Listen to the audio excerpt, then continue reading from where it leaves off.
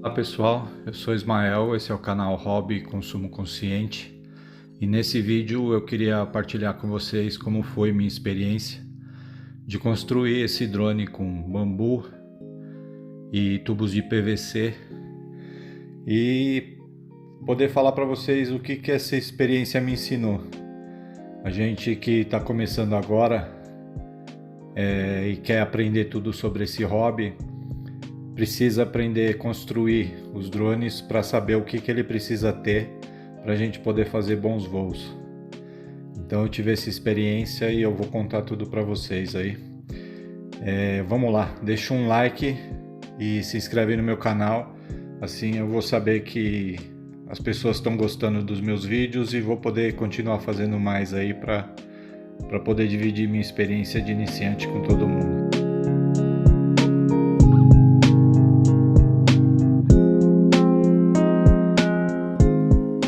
Pessoal,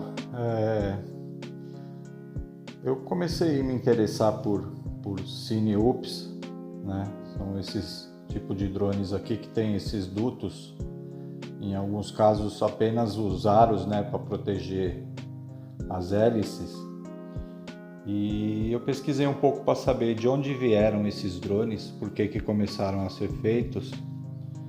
E eu descobri que na verdade eles se originaram a partir dos Cineups, que são mini drones que começaram a ser construídos para atender uma demanda de pilotos que vivem lá no hemisfério norte e que no inverno passam semanas sem poder sair para fora de casa e queriam ter algum equipamento que eles pudessem se divertir dentro de casa mesmo, fazer voos indoor.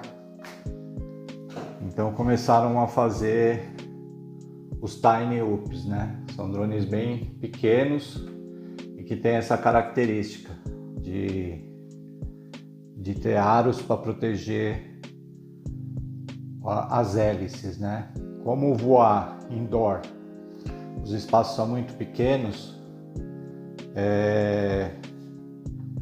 proteger as hélices é importante para você não estar toda hora perdendo voo, ter que reiniciar, né? Tocar nos aros provoca um ligeiro solavanco no drone, mas não interrompe o voo.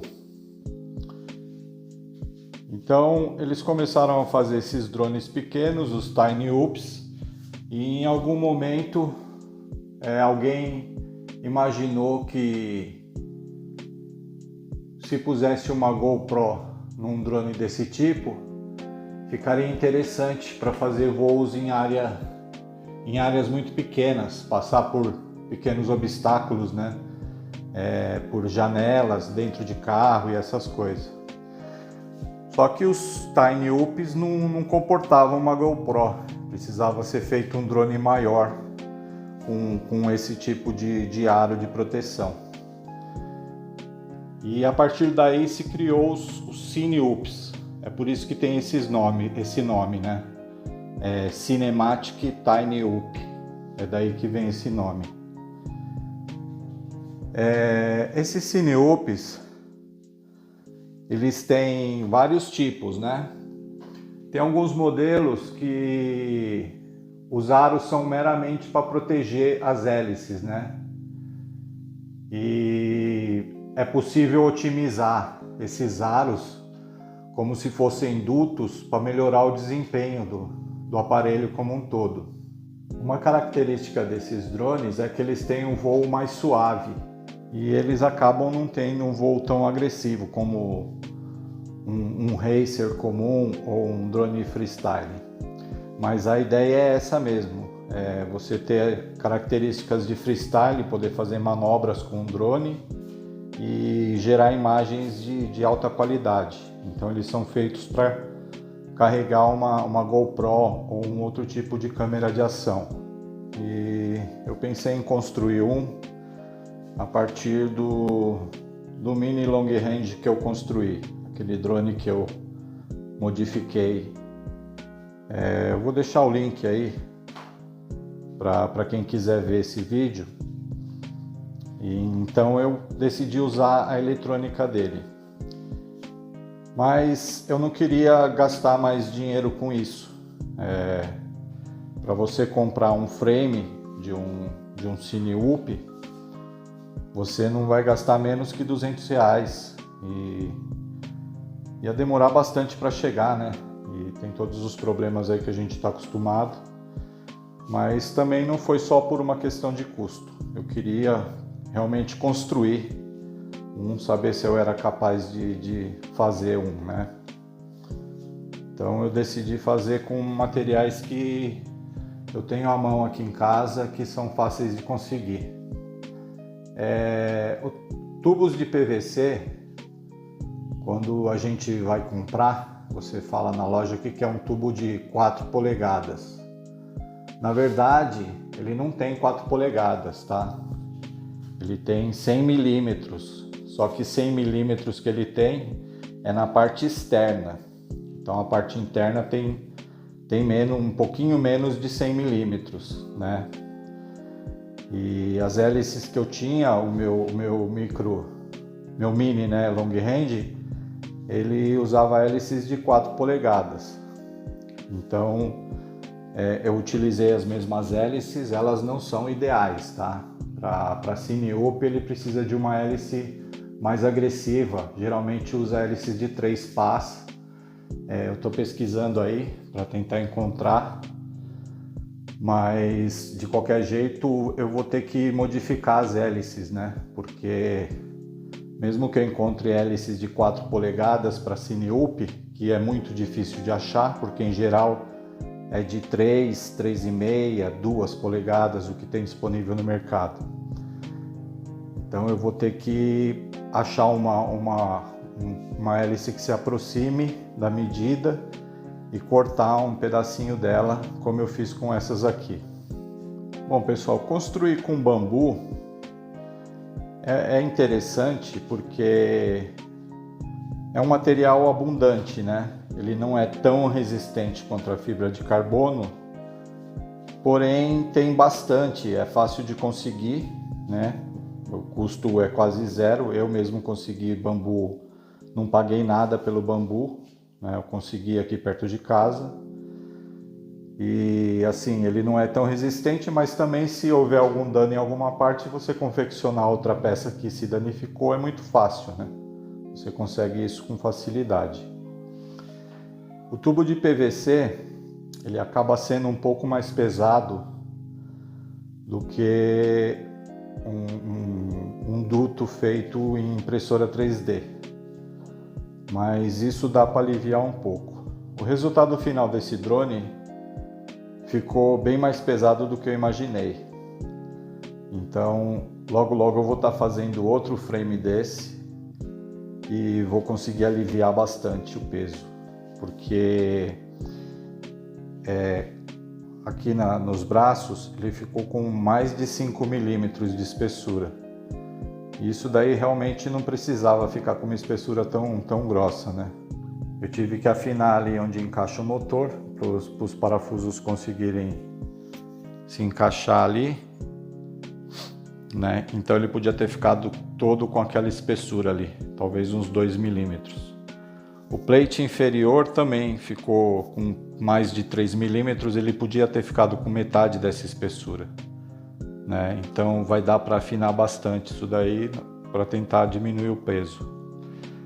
E os dutos também, que nesse caso aqui são só aros, eu dei uma ligeira abrida na parte superior para facilitar, né, para melhorar a entrada de ar, o fluxo de ar. Mas também dá para diminuir, dá para furar, fazer vários furos nele e diminuir o peso. Eu acho que eu consigo diminuir pelo menos uns 30% no peso do frame, né? A parte eletrônica não tem o que diminuir. Hoje em dia existem controladoras de voo que são chamadas tudo em um, né? Controladoras AIO, All in One, que é tudo em um, que numa única placa tem a controladora de voo e o ESC 4 em 1 numa placa só. Isso facilita bastante na montagem e e também ajuda a reduzir o peso. Também tem câmeras hoje em dia que são naked, né? A própria câmera de ação que são assim, mas mesmo a câmera de FPV que você usa para se guiar no seu drone, tem umas que são naked também, que são bem mais leves. É importante reduzir o peso, porque para você conseguir alguma autonomia, você vai ter que usar uma bateria um pouco maior. Eu adquiri essas baterias aqui, são 3S de 1600 mAh. Elas são um pouco mais pesadas, né, do que uma bateria de 800 mAh, por exemplo, né? O problema é que uma bateria de 800 mAh vai te dar, não vai chegar a 5 minutos, né, de voo. Isso é muito sem graça, né? Você mal decola, já tem que baixar ele para trocar a bateria. Porém, o drone ficou pesado, então mesmo com essas baterias maiores, que também já são pesadas, né, a autonomia acaba caindo. Por isso que é importante buscar fazer o mais leve possível. Uma questão que é muito importante quando você começa a desenvolver um projeto para construir um drone, é que você parte do nada, né, que você não vai construir um drone baseado em outro, é tomar cuidado com relação à simetria. É muito importante que um lado do drone fique exatamente igual ao outro, né? Se você cometer algum erro, mínimo que seja, com relação à simetria, o drone vai ficar desalinhado e aí não há ajuste de PID que resolva isso, né? É um problema, você vai criar um problema que não tem solução. Algumas coisas, né, que você está trabalhando com material natural, então você tem que considerar que tem torção natural no material, mas tudo isso você precisa corrigir. Eu fiz isso com lixa e tudo mais. Dá para perceber que um duto ficou ligeiramente mais alto que o outro, né? O duto está ligeiramente mais alto, só que ele está igualmente mais alto do outro lado. Então a questão foi essa, foi um probleminha que rolou no projeto, mas que respeitou a simetria, né? É importante você considerar 4 lados, né? Porque ele é um quadricóptero. Então é importante você considerar 4 lados, né? Um lado tem que ser espelho do outro e depois a frente tem que ser o espelho da parte de trás.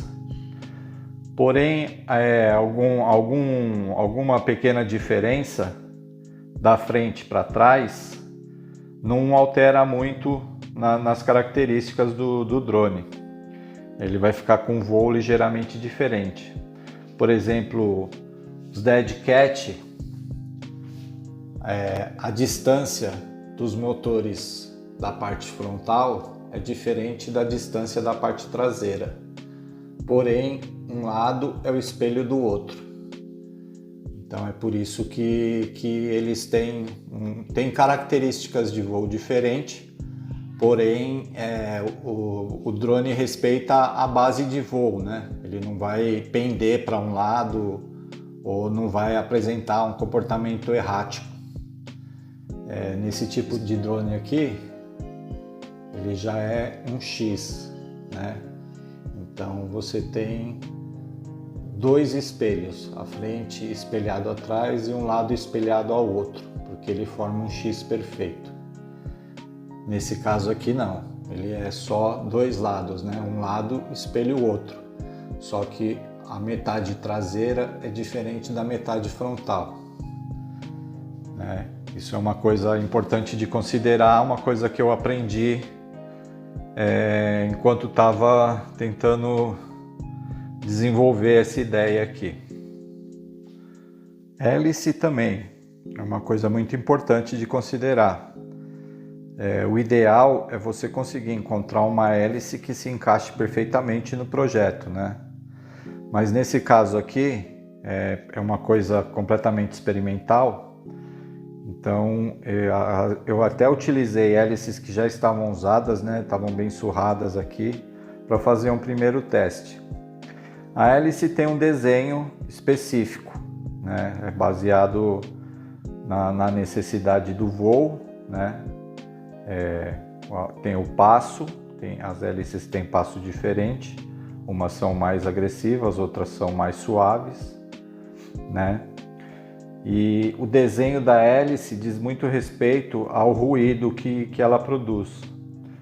Então, essa hélice aqui eu tive que fazer um corte na ponta para ela caber dentro do duto, e ela ficou com um ruído diferente. Não ficou muito mais alto o barulho, mas ficou ligeiramente diferente. Outra coisa que aconteceu é que quando essa hélice chegou, ela era mais alta aqui onde ela vai presa ao motor, então o parafuso não atravessava ela para poder dar aperto. Aí eu tive que desgastar um pouco na parte de cima. Então é importante tomar cuidado com isso. Se você precisar fazer esse tipo de trabalho, faça sempre na parte de cima da hélice, porque a parte de baixo, onde fica encostado no motor, é importante não mexer nela, porque ela pode ficar torta, né? E se isso acontecer também vai causar um comportamento estranho no seu drone, ele não vai voar direito. Então, se você precisar diminuir a altura da hélice, faça isso só na parte de cima, que aí a parte que ele assenta no motor vai continuar reta como tem que ser. A parte eletrônica eu usei exatamente como estava no outro drone. Eu só tirei o GPS, que não ia precisar, né? E eu desfiz a solda dos motores para facilitar a montagem, né? Depois eu tive que soldar de novo e ajustar no BL-Heli outra vez. Mas eu nem fiz modificação no Betaflight, do jeito que estava no outro drone, eu montei nesse e ele decolou de boa, né? Funcionou direitinho. Talvez algum ajuste no Betaflight ajudasse a melhorar a condição de voo, mas isso daí eu vou ver depois.